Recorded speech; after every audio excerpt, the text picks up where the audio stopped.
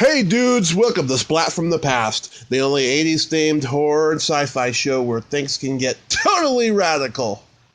Now today, I will be welcoming an actor's actor, one of the great New York actors, and I'm talking about Thomas G. Waits. You all know him as Windows in John Carpenter's The Thing, but he was also Fox in The Warriors. Warriors, come out and play. It's the 40th anniversary of that movie. And he was also in And Justice for All, the best Al Pacino movie ever, in my opinion. And he was also in The Clan of the Cave Bear, Light of Day, Money Train, McBain, so many great movies. And we're going to talk about some of those today. He'll be at ChillerCon in Parsippany, New Jersey, October 25th through the 27th. So you can go there and meet him and the rest of the cast of The Warriors. So, here is my interview with Thomas G. Waits. Hi, Thomas. Hey, Tommy, how are you? I'm great, sir. How are you today? I am good and I am well. Oh, that is spectacular. This is a big honor for me. Thank you so much for taking the time today. All right, you're welcome. Yes. So, going back in time, did you gravitate toward acting early on? Yeah, as a matter of fact, from the beginning, it sort of went like this. I was in high school and I couldn't play sports anymore because I had gotten into a terrible car accident. Oh. And, broke my legs, and so sports was out of the question. So how was I going to get girls? That was the real question. And one day I saw all these girls in the drama club at high school, and I went, well, there's a way in. So I joined the drama club, and it turned out I did, in fact, get a girlfriend, which was the main objective at the moment. And then I auditioned for a play and got a part in it. And I auditioned for another play and got the lead. And then I got fired from that play. Which I guess was sort of foreshadowing for things to come in my future. And I just fell in love with acting. It was my first real experience with the mystical, as I would call it, where one leaves oneself and becomes part of something greater. So it started at 16. Then I went to a community college after graduation because I didn't know what to do with myself. And I was going to join the Navy, even though I can't swim. And I, again, gravitated toward the drama department because of all the hot chicks. And there I was under the auspices of a couple of very good teachers, David Dean and Stephen Stearns, and they encouraged me to audition for Juilliard, and then I got a scholarship for Juilliard, and I moved out of Levittown, which I don't know if you've ever been there, but Levittown, Pennsylvania. No. It's not a place. Well, just keep going on the turnpike. Anyway, that was, how I got started, and, and I've always loved acting. I love it. I mean, I don't just, it's not a occupation. It's a, dream. It's a way of life. Yeah, it's a way of life. That's a good way to put it. Mm-hmm. What were your sports? I was, trying to be a football player, like a cornerback or a safety. I was small, so I could play safety because I was fast. And I could play basketball actually. Oh, nice. Yeah, I was a linebacker in high school. You were a linebacker? Yeah. Where? San Mateo High School in San Mateo, California. Oh, okay. Yeah. Okay. Yeah, I just came back from San Mateo. I did a autograph signing. I know. I was out of town that weekend. I could have been there too. But yeah. So according to my research, you were So you were at Juilliard, as you said. Were you there with Robin Williams and Christopher Reeve? Yeah, they were. Okay, so in my first year, Robin and Christopher came in as what is known. I don't think they do it anymore, but it was known as they were advanced students. That means they came in the third year. Mm-hmm. And then they put Robin back to the first year, so then he and I were in the same class the second semester. Mm-hmm. And we palled around, hung out together, and went to parties and had a lot of fun. And then professionally, he came to see me in American Buffalo with Al Pacino, and he came backstage, and we went out to dinner and had a good time. And oh, that's good. he was a great guy. Yeah, I mean, I didn't see him much after that professionally, unfortunately. Yeah. He got very busy and became a big star, and good for him. He deserved it. Very talented. Yeah. Guy. And but also a really sweet and gentle, suffering soul. Most comedians are. Mm-hmm. But yeah, and Chris Reeve, Chris and I, Chris is one of those guys. I mean, he could have been a politician. Like, he was someone that everyone just immediately liked when you met him. He never had a bad word to say about anybody. He was the kindest, gentlest giant I ever knew. And I actually had the good fortune of watching him in the production of Hedda Gabler. I don't know if you know the play, but he played Loveborg, the burned lover. And, he was just terrific in it. I mean, he brought such dignity and class to the work. And, then we remained friendly and would see each other around in the business at parties and things. And he was always like, you're going to be the next Marlon Brando. That's what he used to say to me. He was a nice guy. Sad, unfortunate. Sad, unfortunate about, Robin Williams getting Lewy bodies disease. What a horrible way to go. Yeah. It was the absolute worst. I still can't believe it, Yeah, I mean, and it's really the worst of all the worst. It apparently is just like, and he was completely sober.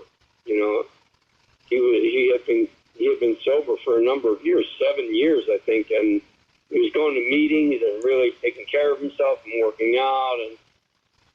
But you never know with this life. Sometimes you do everything right and something still goes wrong, and sometimes you do everything wrong and something still goes right. Yeah, it's unfortunate sometimes. So you had done On the Yard, but then came The Warriors. I was reading that was part of a 3-picture deal you had with Paramount. Yeah, that was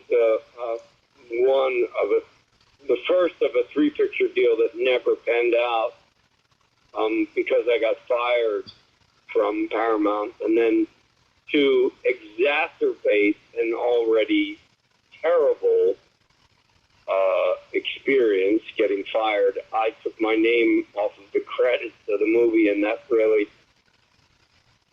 perturbed Michael Eisner, who became one of the icons of the industry, and so the other 2 pictures never transpired. I got paid a ton of money for signing an option. I don't think they even do them anymore. Studios don't. Like, they put Pacino under option, they put De Niro under option, they put Dustin Hoffman under option, Redford, and they did it to me, and I think they may have done it with Michael Beck. I'm not certain of that, but I know they did it with me. I was one of the last of that. They did it with Travolta. Mm-hmm. I was one of the last of that generation to be honored that particular recognition that, you know, you're good enough that we will pay you to stay home and read scripts and see what you want to not take part from other studios, basically, is the idea behind an option. Yeah. The Paramount deals were big, with guys like Travolta and Richard Gere in the late 70s, early 80s. Richard Gere, they put him under option. Yeah. How was the shooting when you were there, though? I mean, I heard they didn't start shooting till midnight, and then they got off at like 8 a.m. Yeah, the job, the Warriors as a job was not easy, you know. And I don't want to sound like a whiner or a complainer. I mean, but I'm a pretty tough kid. I was a pretty tough kid and in pretty good shape. But, you know, 5 nights a week, working from 6 at night till 6 in the morning, 7 in the morning, it really wears you down, especially when you're running and running and running and running every single night. Running or doing fight scenes, you know, it was a tough gig, and they crammed us all into one trailer in the beginning, and and it was a very hot summer in New York, so yeah, it was a tough shoot. But you know, I made a grave error in that, you know, I just really drove the director crazy. I asked him too many questions, and, you know, I really got under his skin. And, you know, I became a pain in the ass until he fired me. It's not anything I'm proud of.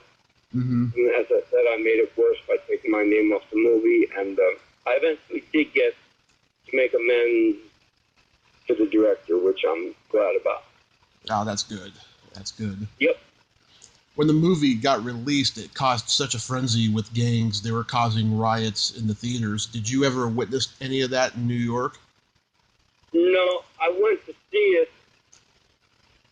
at a screening. I think I went to see it. I can't remember. You know, it was a long time ago. Mm-hmm. And I remember all the violence, and I remember it being pulled off the shelves. And you have to understand, Tommy, I come from, you know, in the 70s, you know, to love, peace, and, you know, so this idea of violence, I mean, you know, I don't believe in it, and, you know, I don't like it. I don't condone violence, and I don't like movies that condone violence, and that was one of the points of, you know, difficulty that Walter and I had.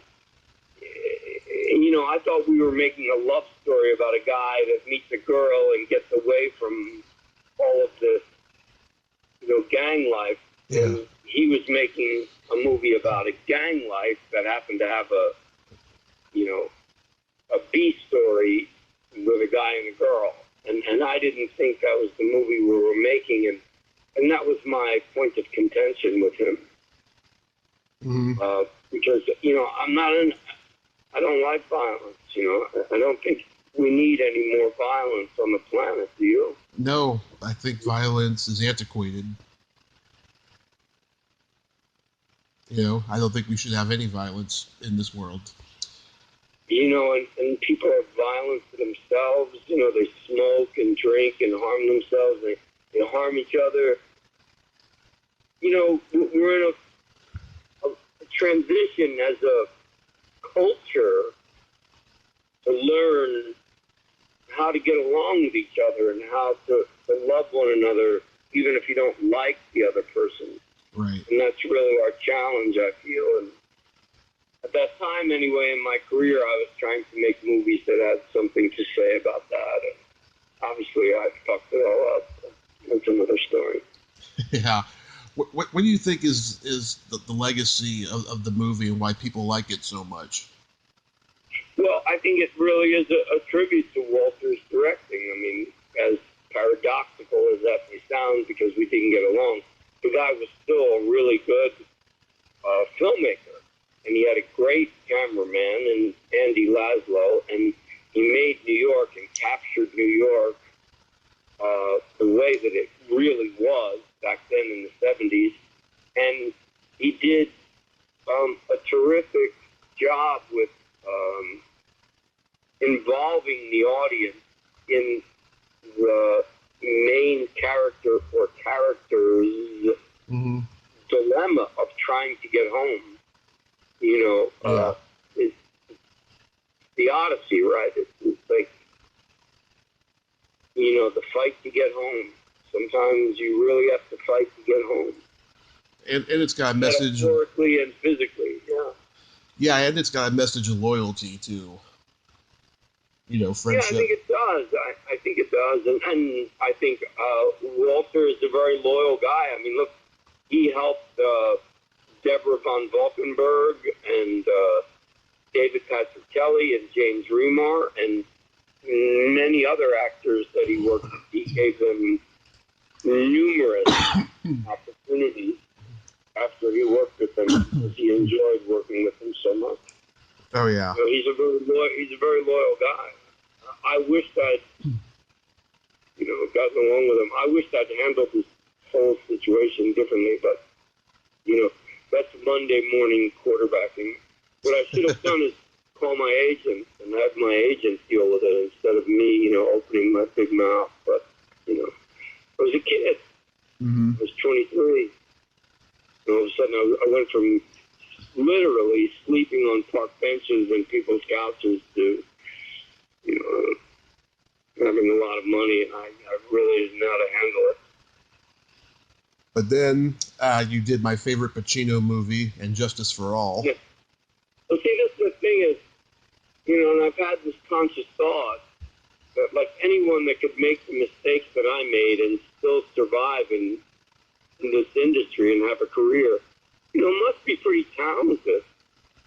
And I think, fortunately, I am, or I was born with talent, and I work really hard. And I was lucky enough to get an audition with Al, and Al liked me, and I did that movie. It's one of my favorite Pacino movies, too. I think it's one of the best ones he's ever done. And then he and I did a couple of plays together, which really cemented our creative relationship. He's a great guy, great actor. To be on stage with, oh my God. It's like being on stage with a live electricity.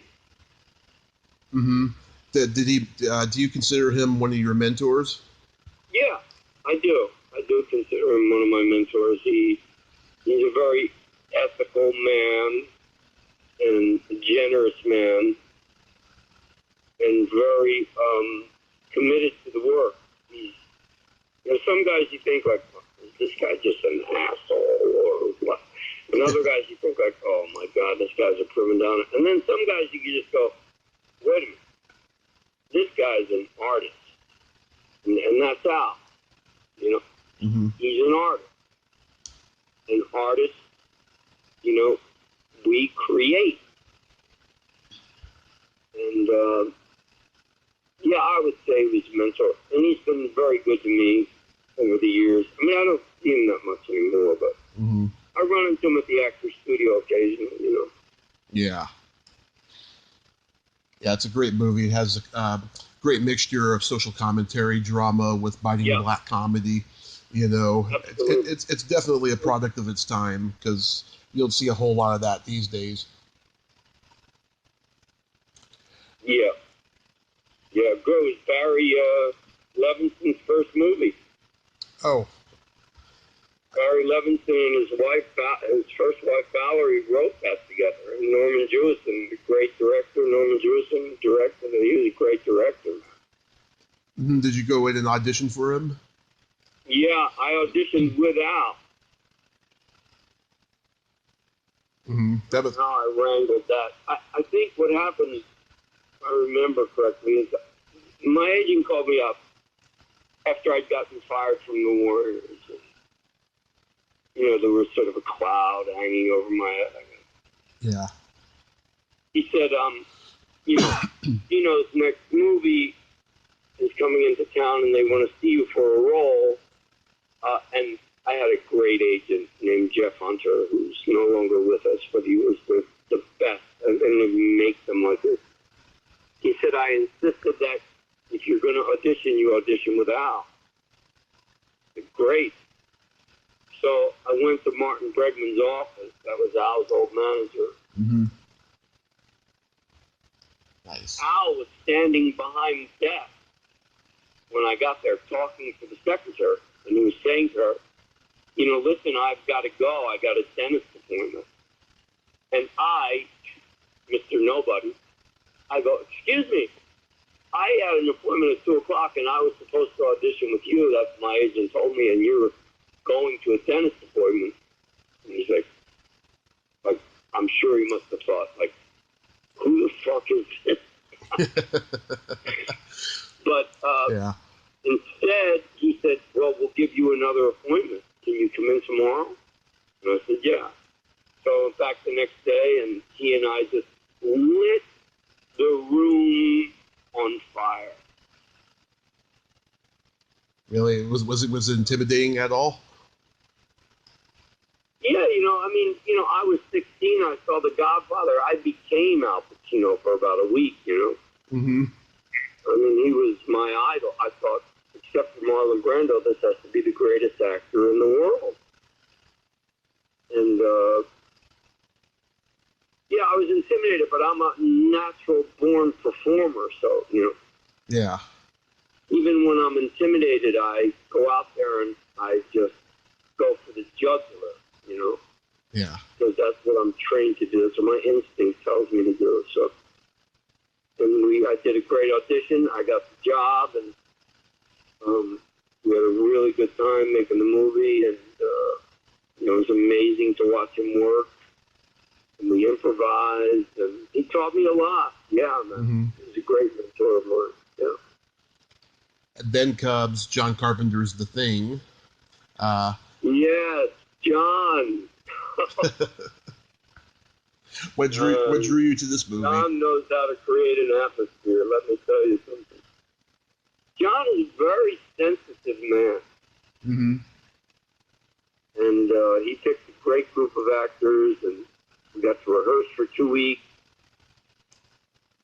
And at the end of the 2 weeks, he interviewed each of us to see how we were doing and what we thought of the part, and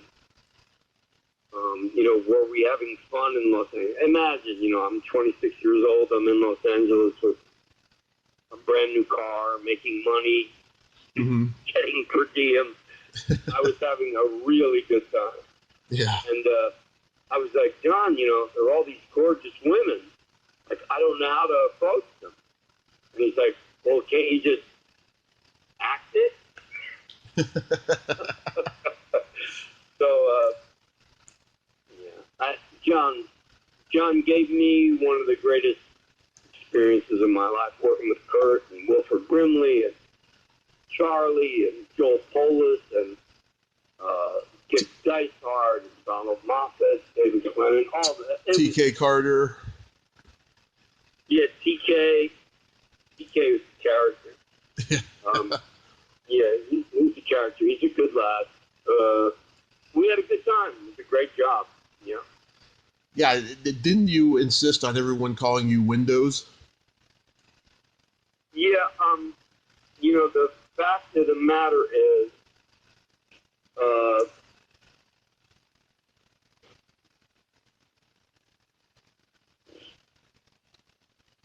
I just got an email that threw me. Oh.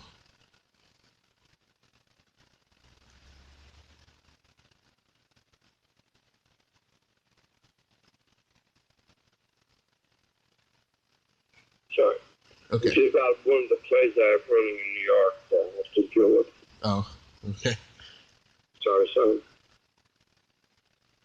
You were you were doing method acting, having everyone call you Windows.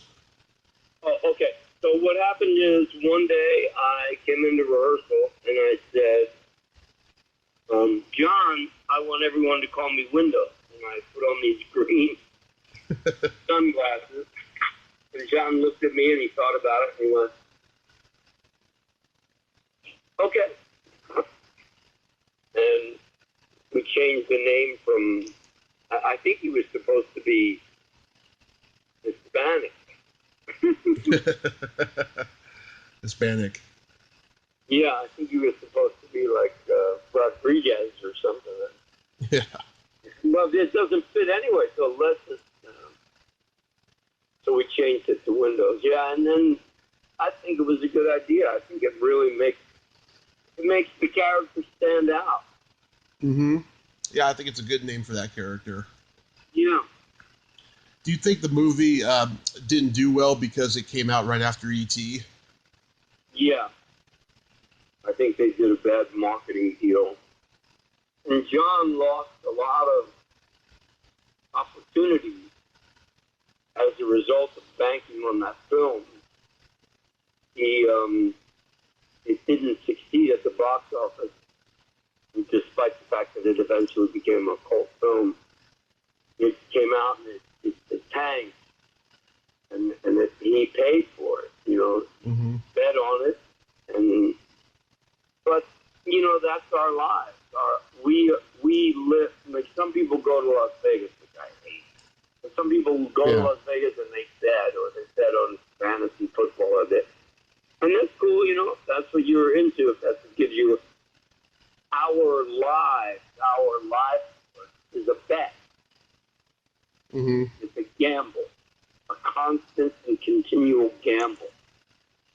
And, sometimes you get lucky and you gamble on the right thing. I'm really lucky because I'm in not one, but 2 films that have a cult following. I know guys that are way more successful than me as actors, Mm-hmm. but they're not even in one cult film. Huh. That's pretty interesting. Mm-hmm. Did you see the original before you did the movie? Oh, yeah. John screened it for us, yeah. I liked it. Yeah, it's Howard Hawks, right? Yeah. He's like, because I know John Carpenter's a big Howard Hawks fan. Yeah, he is. Howard Hawks, he hired a director, but he basically directed it.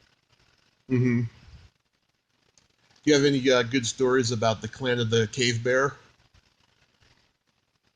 Clan of the Cave Bear was a tough job, because I made it tough. Well, I have some good stories. I mean, first of all, it was the first movie I ever got where I didn't have to audition. Oh, nice. They came to see me in a play on Broadway. I was doing a play on Broadway called Awake and Sing with Frances McDormand and Harry Hamlin and Nancy Marchand. And,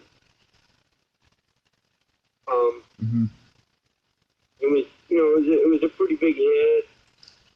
And they called me into the office and they said, we can't do this without you. We want you to do it. I was like, great.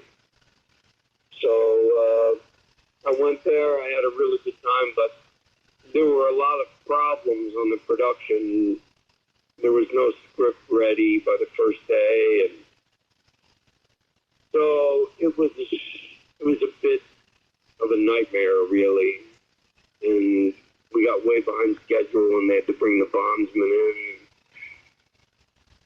There was a lot of tension between the cast members because the conditions were very difficult. Mm-hmm. And, but,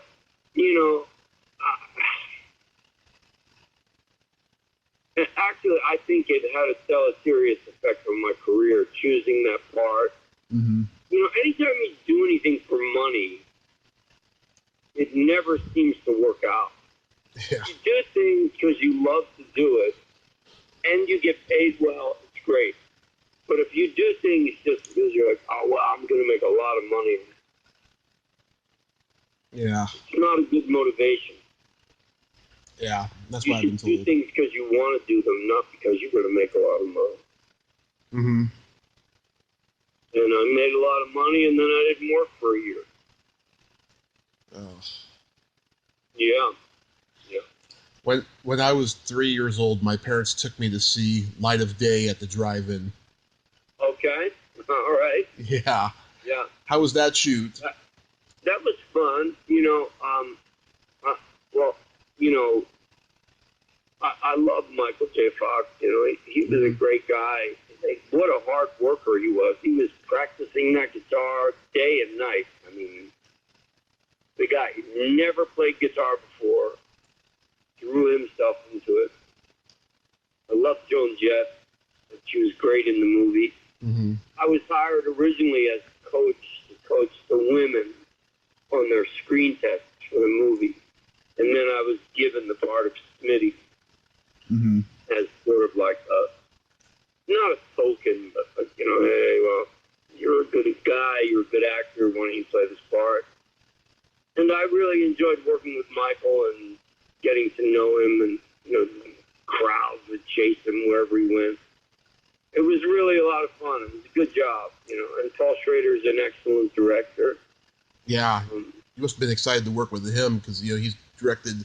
I mean, he's written and directed all the great New York films. Oh yeah, tough guy. Got a sharp mind.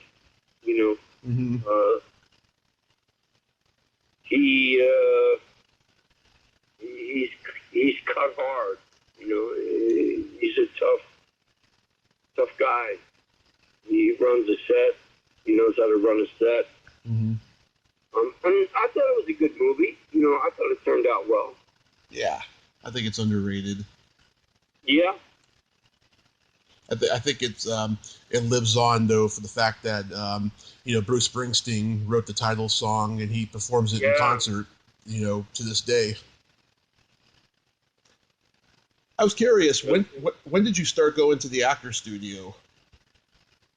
I became a member of the Actors Studio in 1985. Right after Clan of the Cave Bear, I was like, well, I need to get back to basics. I need to get back to fundamentally what made me become an actor. Mm-hmm. And I was lucky enough to pass my first audition. That's not the case with many famous people. I think Harvey Keitel auditioned 12 times. Al Pacino auditioned 6 times. Vincent D'Onofrio auditioned 8 or 10 times and never got in. And he's a great actor. Wow. It's hard to get in. But I got in my first time. I think they knew me and they liked me. I did a good audition. And I've been a member since 85. Mm-hmm. Wow. What do you think it is that they look for in members? They look for someone that's going to make a difference in the business. Mm-hmm. Wow. Going to make a difference as an artist. Wow, they didn't think that about Vincent D'Onofrio. That's sad. It's crazy. It just shows you their standards are very very high. Yeah, I used to know Vince very well. I mean, we were good friends for a while, but we lost touch, unfortunately. Mm-hmm. I was such a great admirer of his work, Mm-hmm. He's such an interesting actor, and I did a couple of episodes of Law and Order: Criminal Intent. We got to work together.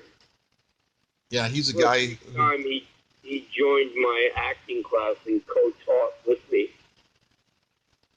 Mm-hmm. Yeah, oh yeah. I wanted to ask you about that. You have your own acting studio in New York, right? Yes, TGW Acting Studio. Yeah. Mm-hmm.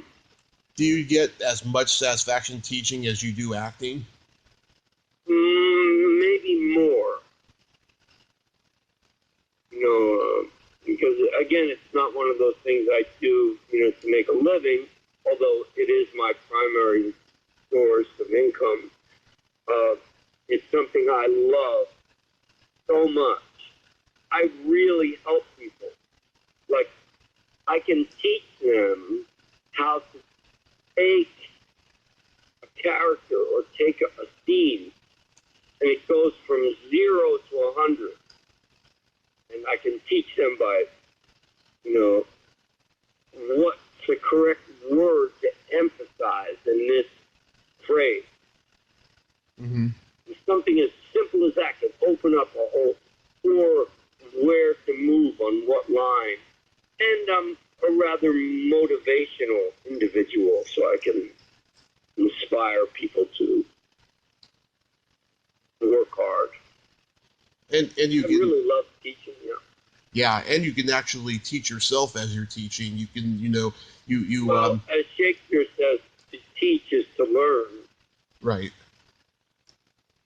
And I love directing probably more than anything I do. And I can direct probably better than anything that I can do. I've become quite a good director. I have a production of Love's Labor's Lost playing down at the Gene Frankel Theater.